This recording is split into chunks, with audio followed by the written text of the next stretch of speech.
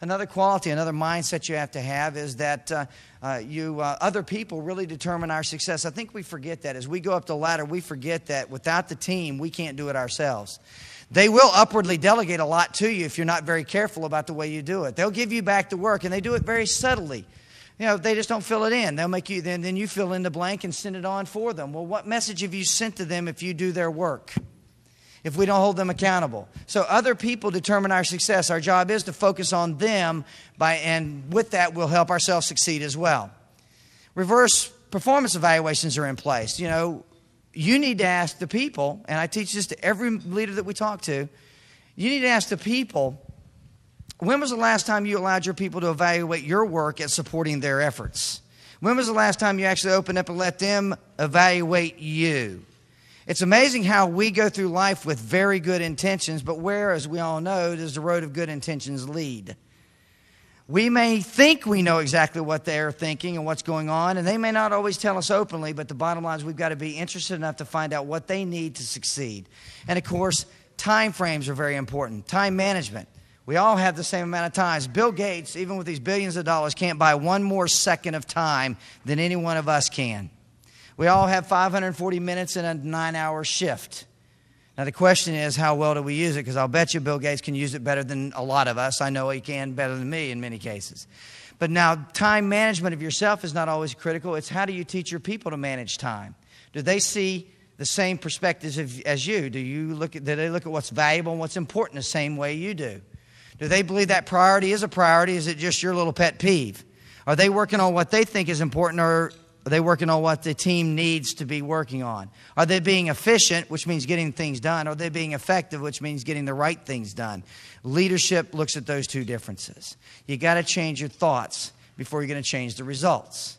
Each and every day we're battling forces out there as a manager or a leader or a coach. And I'll tell you right now, I use all those words in my programs because really it doesn't matter what you call it. You got to remember what you're called to do. And that's get the work done through others by creating a system around them. And each and every day we battle forces. What are some of the forces you have to battle? Every day you wake up, you're asked to do things that you haven't been trained to do yourself. But you're still expected to get those results. Am I right about that? And people are watching you every move you make. So now the way you handle that challenge is going to create an environment for the way the people that you work with are going to handle their challenges. So you've got to create a mindset. You've got to not be pulled back into those things you like to do, because that's where we are as human beings. We're creatures of habits. We're creatures of comfort, and we follow the path of least resistance. Those won't always take you to the top. You're going to have to challenge yourself to overcome those comfort zones. Job is, and please write this down. This is a note I'd like you to take back. If you get nothing from my 15 minutes today other than this, please write this down. Your job is not to lower your expectations to accommodate somebody else's comfort zone. And we've done that too much in this country today, I think. We've lowered expectations to accommodate comfort zone. Our job as leaders is to raise comfort levels. To put people in situations where they can grow and develop and help them see how this is benefiting them. They won't ever like it. It's kind of like managing change. Change is one of our sections of our program, and change is funny.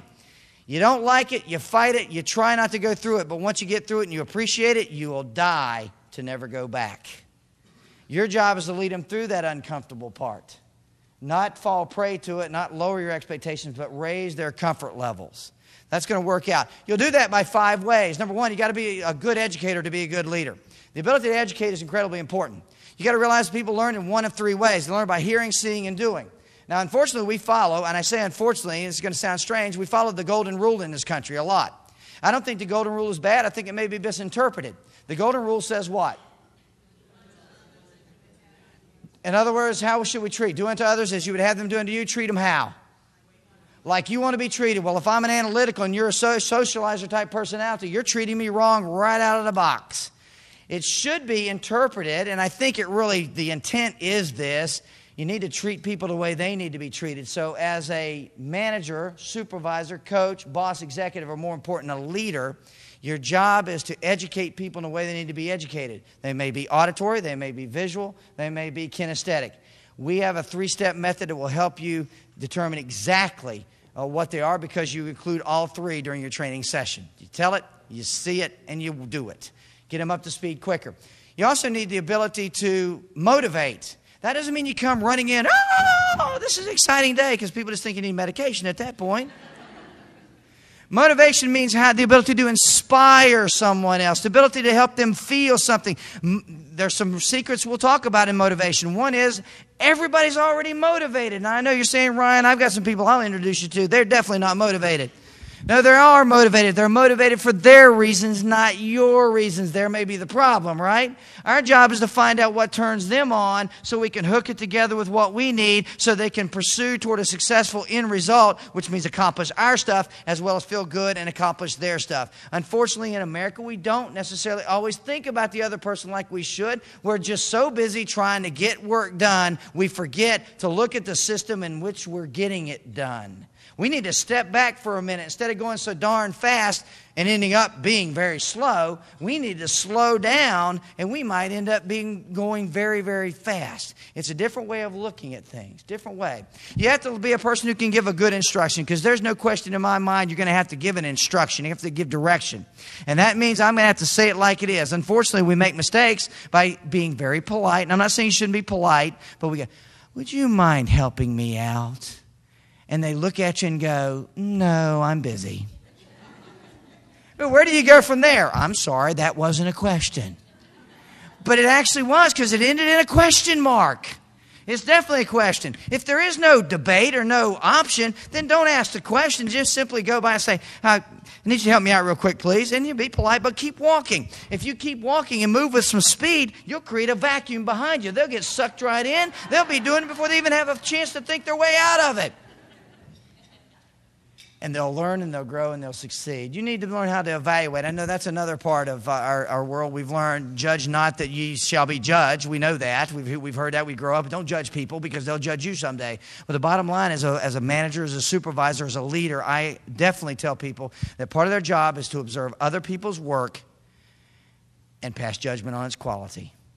In our program, we have a great many techniques that your people walk away with so they can make that transition and then get the work done effectively through others. I look forward to joining you at your organization. Thanks very much. Thank you.